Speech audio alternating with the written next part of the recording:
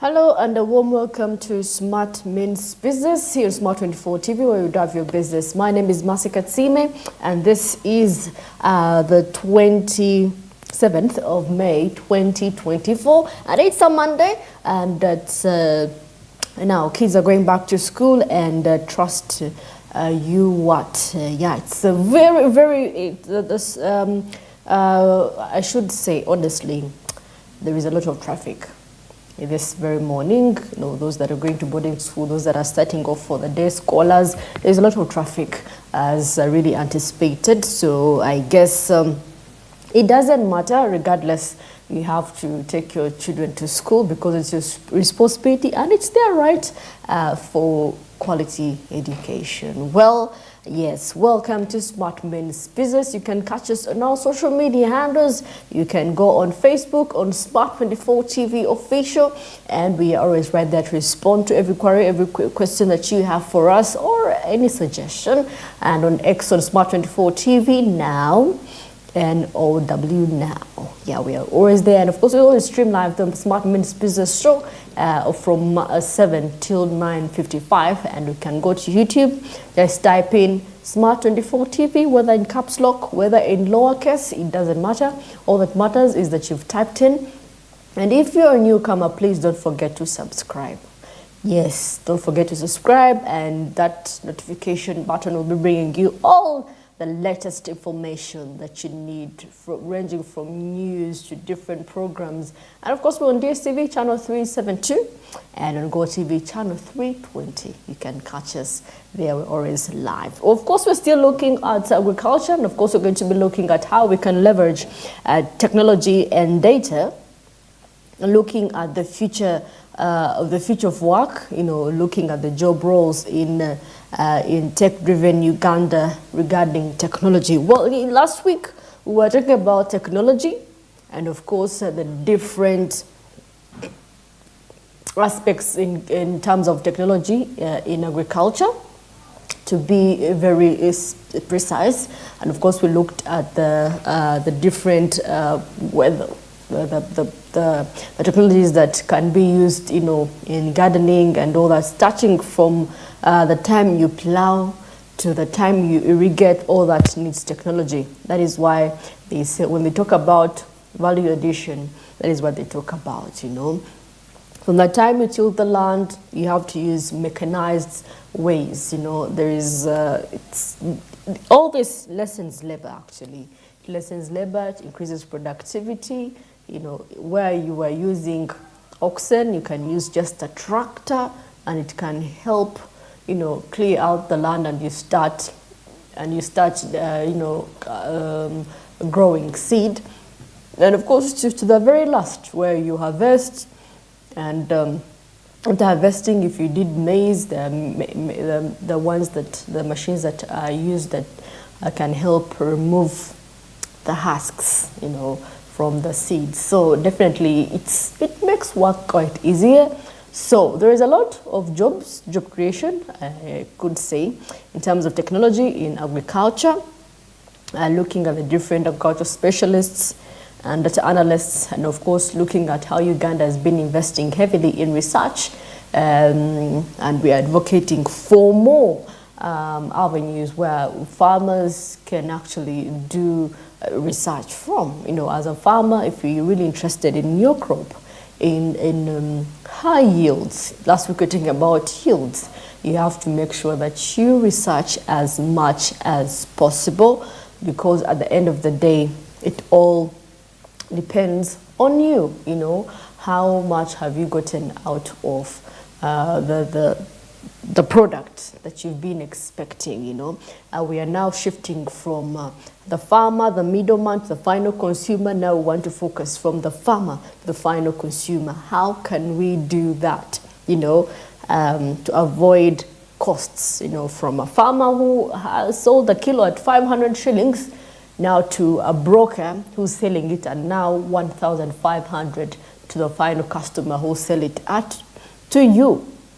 Yeah, to you, the final consumer, at probably 2,500. So the supply chain, we have to cut short the supply chain, that we can help these farmers. You know, if I've been I've ever been selling at a kilo at 500. The final consumer, I determine which price I am to sell at. So we want to do away with that. So different entities have come up to actually partner with different farming groups. You know, we've been talking about the Grow, which helps women rise. You know, women arise. We have Grow that are helping youth, mostly women, in terms of enterprises. You know, talking about agriculture now, women really tend to some of the women tend to focus also in agriculture. Yeah, since it not only helps feed the family but also brings them income. So we want to shift from Uganda, where we do commercial hand to mouth everyday farming, to want to come from subsistence farming to commercial agriculture, where we have acres and acres of land and we know who to sell to, you know, because now, like you see, the education sector, the education system in Uganda is quite expensive. So you have to make sure that you invest heavily in that. And I don't know if we are really saving for the future. We're really saving for the future if our granaries are really fully stocked for cases where there is a lot of drought, for cases where there is a lot of floods. Yeah, remember there is a report in the East African that was really emphasizing on the need that people should brace themselves for the heavy rains, because it's going to be drought after. And tell you what, that is also a thing to consider. Well, of course, we shall also be looking at the influence, the how data and how the analysts influence the Ugandan agribusiness decisions. You know, we're going to be looking also at cybersecurity and how Ugandan business can protect themselves. You know, cut across people in different companies. It also cuts across to business people, the farmers. You know, do you know that your data can be compromised? Yeah, also cybersecurity. We're also going to be looking at financial technologies as well, fintech to be precise, and of course, banking in rural Uganda, looking at mobile money for financial inclusion.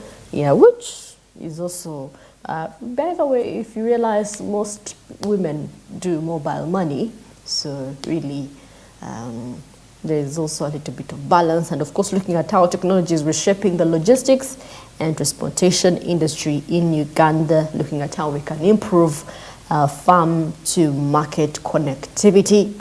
That in this week that you should expect, leveraging technology and data. How are you using your technology and how are you using the data? We're looking at recently with a report about cloud computing. Yeah, the importance of cloud computing and what people need to know about cloud computing, you know, helping you keep your data that wherever you are, you can access it, okay? As a farmer, you need to do your research very well. You know, there are always trainings, the different analysts come into shape, the different trainers, researchers come, and, you know, they research beyond, they research from the soil itself to the farmers, to the crops, to the seeds, to the final market. And if you're a farmer, you could be really, I should urge you to be really interested in all this, because at the end of the day, if you benefit, you learn and we learn. So definitely that is what we're going to be looking at. So when it comes to job creation, yes, yeah. Of course, we've seen a lot of apps coming in.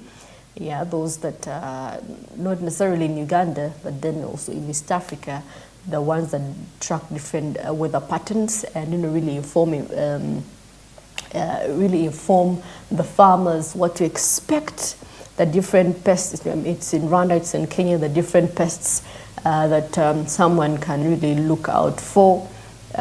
With the different pesticides allocated themselves, it's sort of like AI, you know, helping you in all this. Yeah, so definitely we should also be having a couple of experts coming in regards to agriculture to shed more light on what this is all about and what we should expect as farmers out there and people in the business fraternity, because at the end of the day, the farmers come to you, don't they? Real. That and more if you keep it locked to Smart 24 TV. Well, it's 7 minutes past 7 a.m. Let's see what is happening to the press.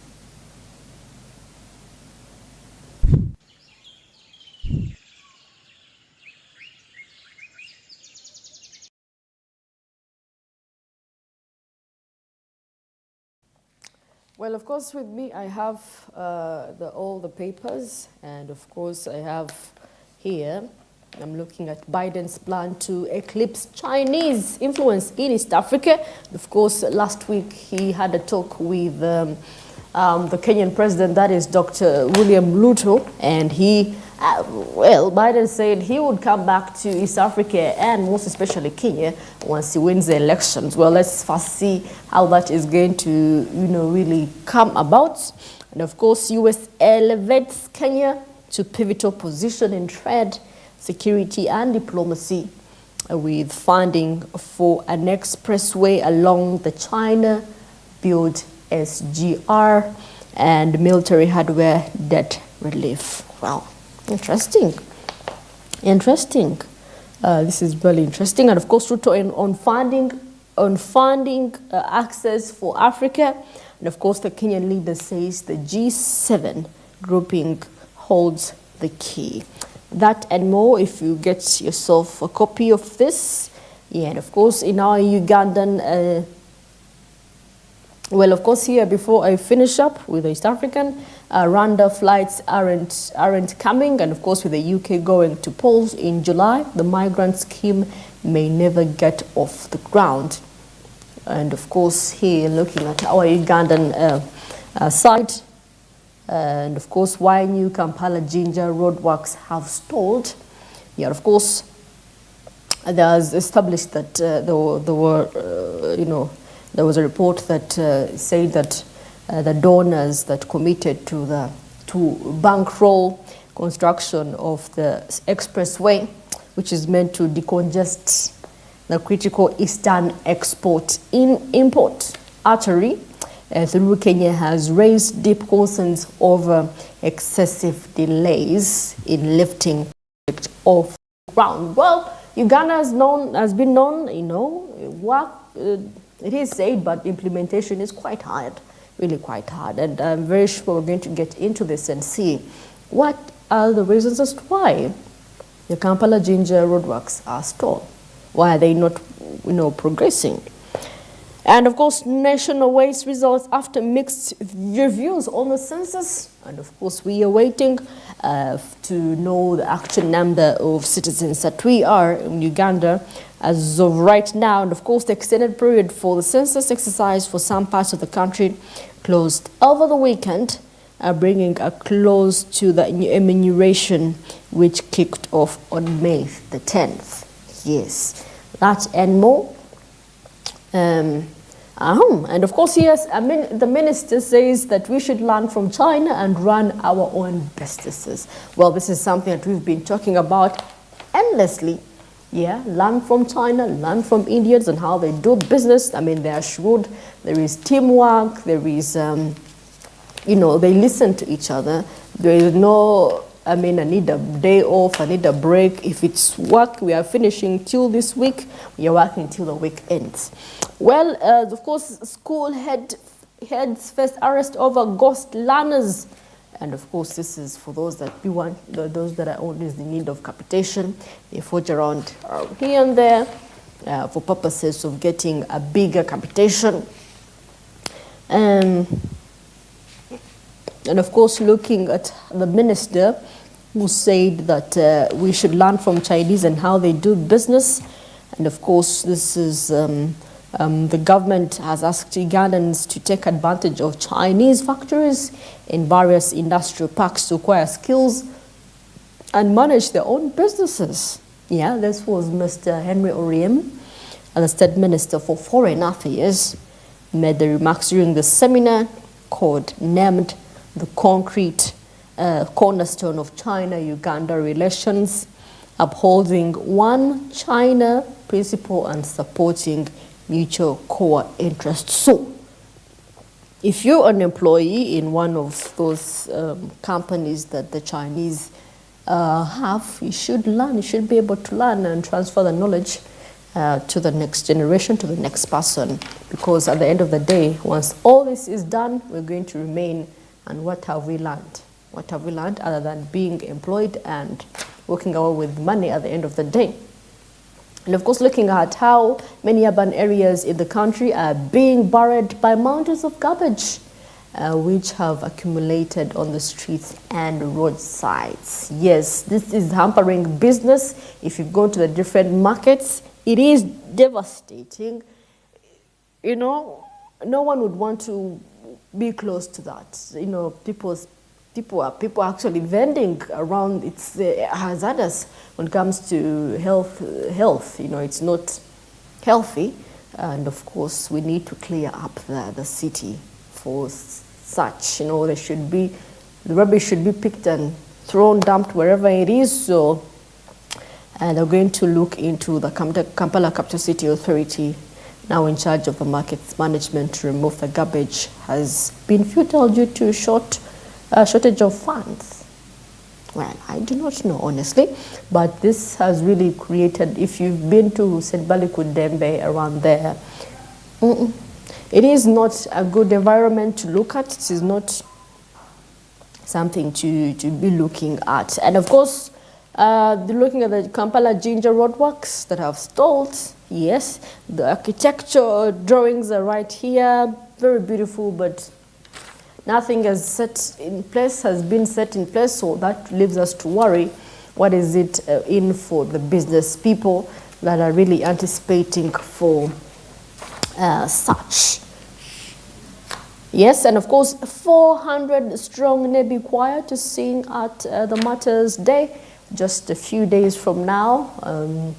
On the 6th, it's going to be Martyrs' Day. You should remember, you know, people have already started, the pilgrims have already started moving to Namugongo.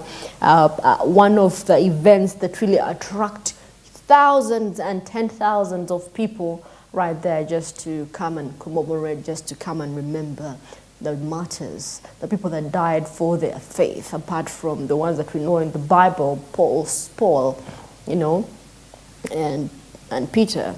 Now, of course, looking at Museveni also urged, Museveni calls for more foot and mouth vaccine doses, and of course calling judiciary MPs to join the wealth creation campaign that is still ongoing.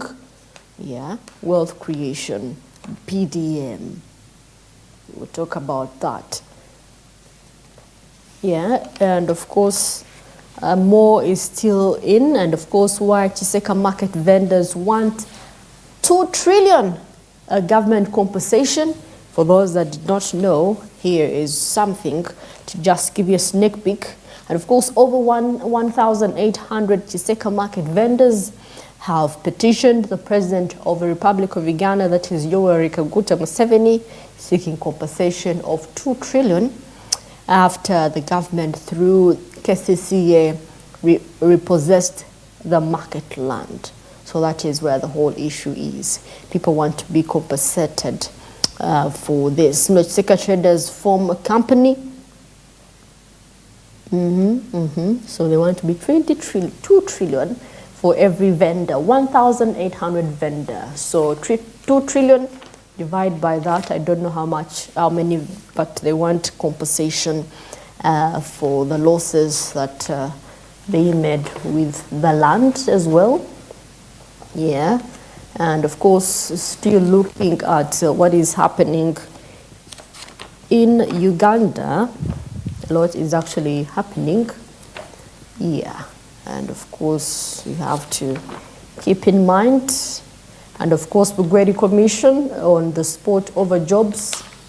Yeah, that and more. And of course, the District Service Commission has been accused of extorting money from job seekers. Yeah. It happens. You know, once you want to get a job, you have to give in some money.